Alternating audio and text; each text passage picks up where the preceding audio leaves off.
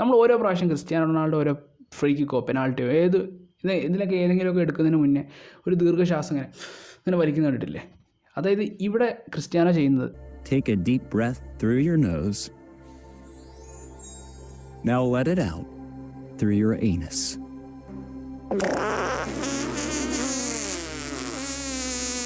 Namaste. അതായത് ഇവിടെ Cristiano ചെയ്യുന്നത് ബിഹേവിയറൽ കണ്ടീഷനിങ്ങാണ്. അതായത് ഇതെന്താണെന്ന് ഞാൻ പറഞ്ഞുതരാം. അതായത് ഇത് നമ്മൾ അപ്ലൈ ചെയ്ത് നമുക്ക് ഏത് പ്രഷറോ അല്ലെങ്കിൽ നമുക്ക് എന്തൊരു ഡിഫിക്കൽട്ടായ കാര്യവും നമുക്ക് ചെയ്യാൻ പറ്റും. അതായത് വെറും സിമ്പിളായിട്ട് നമുക്ക് ചെയ്യാൻ പറ്റും. അതായത് നമ്മൾ എന്ത് ചെയ്യേണ്ടതെന്ന് പറഞ്ഞുതരാം. അതായത് നമ്മളൊരു ബിഹേവിയർ ഉണ്ടാക്കിയെടുക്കുക. അതായത് ഡിഫിക്കൽട്ടുള്ള കാര്യം നമുക്ക് ചെയ്യാൻ വേണ്ടി നമ്മൾ ഈ ഒരു ശീലം നമ്മളെങ്ങനെ ഉണ്ടാക്കിയെടുക്കേണ്ടതെന്ന് പറഞ്ഞുതരാം. അതായത് നമ്മൾ ഈ ശ്വാസം വലിക്കുന്ന കാര്യമായിട്ട് നമ്മൾ ആദ്യം എടുക്കാം. അതായത് നമ്മൾ ഈ ശ്വാസം വലിക്കുന്ന ശീലം നമ്മൾ എപ്പോഴും ഉണ്ടാക്കണമെന്ന് അറിയാം. അതായത് നമ്മൾ ഒരിക്കലും ഒരു ഹാർഡായ സമയത്ത് അല്ലെങ്കിൽ നമ്മളൊരു പ്രഷറിലുള്ള സമയത്ത് നമ്മൾ ഈ ശ്വാസം വലിച്ച് തുടങ്ങരുത്.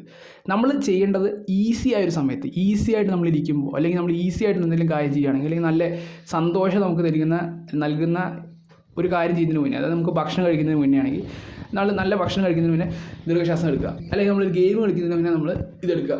അപ്പോൾ നമ്മൾ കോൺസ്റ്റൻ്റ് ആയിട്ട് നമ്മൾ നല്ല കാര്യങ്ങൾ ചെയ്യുന്ന മുന്നേ നമ്മൾ ഈ ദീർഘശ്വാസം എടുത്ത് ശീലിച്ച് കഴിഞ്ഞാൽ പിന്നെ നമ്മൾ ഏതൊരു ബുദ്ധിമുട്ടുള്ളൊരു കാര്യം ചെയ്യുന്നതിന് മുന്നേ നിങ്ങൾ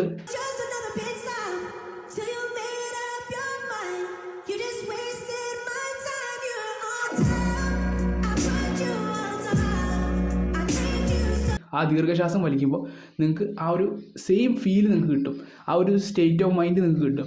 അതാണ് നമുക്കിവിടെ വേണ്ടത്. അപ്പോൾ നമ്മൾ ഇങ്ങനെ ചെയ്ത് കഴിഞ്ഞാൽ കോൺസ്റ്റൻ്റ് ആയിട്ട് നമ്മൾ ഈസി ആയിട്ട് കാര്യങ്ങൾ നമ്മൾ ചെയ്യുക.